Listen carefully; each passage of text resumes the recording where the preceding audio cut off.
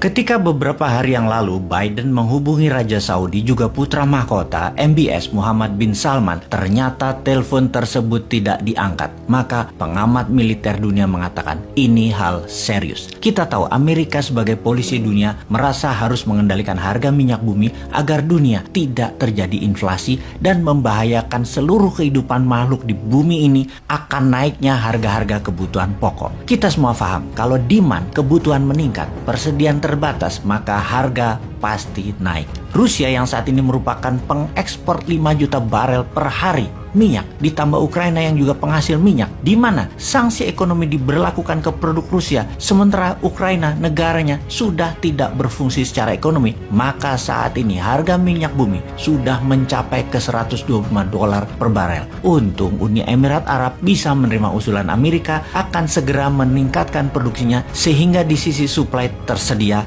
banyak, dan rumor itu cukup membuat harga minyak bumi turun ke harga $106 per barelnya hari ini. Namun Arab Saudi, penghasil 40% kebutuhan dunia akan minyak, tidak mau meningkatkan kapasitasnya karena sangat menikmati naiknya harga saat ini. Kita tahu Saudi adalah sekutu Amerika, namun untuk satu hal ini, meningkatkan produksi minyak, Biden telepon gak diangkat adalah bentuk perlawanan Saudi, bentuk ketidaktaatannya MBS kepada Biden. Harga minyak di atas $105 per barel membahayakan ekonomi Amerika. Titik rapuhnya adalah ketika harga minyak bumi di atas $125 per barelnya. Kita bahas mengenai geopolitik dunia sebelum membahas rinci masalah efek kenaikan harga minyak bumi ini. Tidak tunduknya Arab Saudi menambah deretan negara-negara dunia melawan hegemoni Amerika. Setelah Tiongkok melakukan banyak hal sejak tahun 90-an, mulai dari peniru atau imitating country, kemudian menjadi negara pencetak uang, kemudian menjadi negara penerima shadow banking, uang haram, puncaknya di tahun 2013 dengan strategi obor. Tiongkok menantang Amerika dengan pendekatan ekonomi, khususnya perdagangan. Kemudian dilawan sejak tahun 2017 oleh Donald Trump. Terjadilah yang namanya perang dagang trade war tersebut. Kemudian di tahun 2022 ini, 24 Februari, Rusia menyerang Ukraina.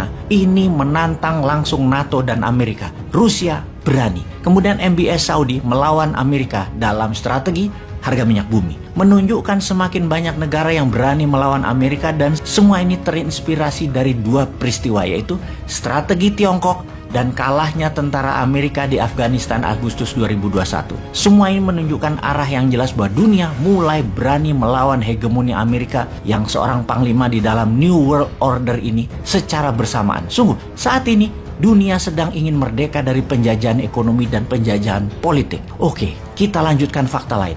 Saat ini, Jepang mengklaim balik Pulau Kuril yang menjadi wilayah sengketa dengan Rusia. 2 hari yang lalu Jepang mengklaim hal tersebut. Kuril Island menjadi bagian dari Jepang kembali, dan terlihat Jepang mengambil tindakan militer setelah Amerika menyetujui dan mengirim sebagian kekuatan naval dari Armada ke-7. Kuril Island sangat dekat dengan Okinawa, markasnya Armada ke-7, markasnya The Seventh Fleet. Apapun itu menandakan ketegangan semakin meningkat di dunia ini. Kita harus waspada. Indonesia harus waspada.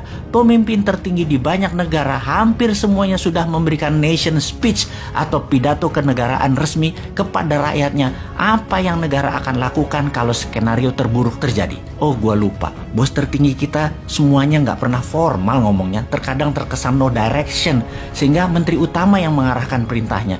Bukan seperti Zelensky yang memimpin langsung dengan gagahnya tanpa pakai menteri-menterinya. Apalagi seperti Putin yang dengan gagahnya memimpin terdepan dan memberikan arah dengan jelas sebagai Commander in Chief sebuah negara berdaulat. Wes, mimpilah leader kita saat ini mengarahkan 24 jam ke rakyatnya. Nanti aja tunggu Numan urusan bernegara yang directed leadershipnya jalan. Kembali ke topik. Perlawanan terhadap Amerika ternyata bertambah. Siapa lagi yang melawan? Negara Eropa Barat. Hingga hari ke-15 penyerangan Rusia ke Ukraina, tidak juga melakukan sanksi ekonomi secara utuh ke Rusia.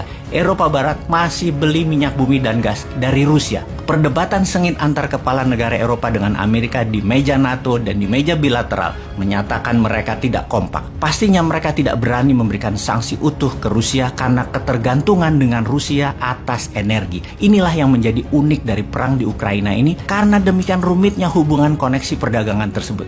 Rusia itu penghasil gandum 50% dunia, penghasil 12% minyak bumi, dan produsen nomor 3 terbesar atas oil and gas, di mana Eropa Barat 60% bergantung kepada Rusia dalam hal energi.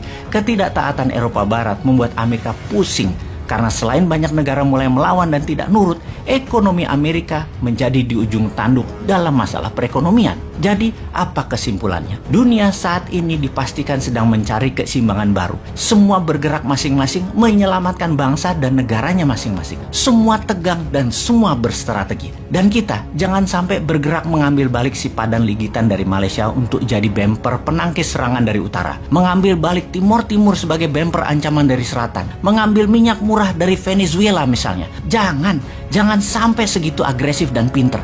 Jangan, tetaplah tidak peduli, tetaplah ngurusi proyek-proyek, dan tetaplah perpanjangan jabatan tersebut.